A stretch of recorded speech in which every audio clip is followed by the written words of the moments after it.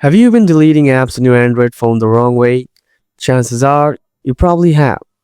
Most people just press and hold the app icon, tap uninstall and confirm, thinking that's all it takes.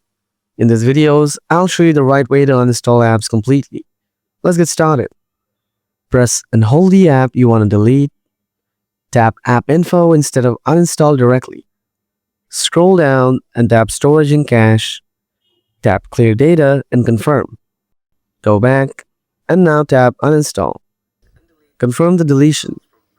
Now let me show you how to find and delete the leftover files from previously deleted apps that you have deleted in a wrong way. Open your Files app, then scroll down a bit and tap on Internal Storage. Now tap on Android and check this folder if there's any hidden junk file left. Select them and then delete them permanently. Use this proper method every time to stop junk files from building up and slowing your device.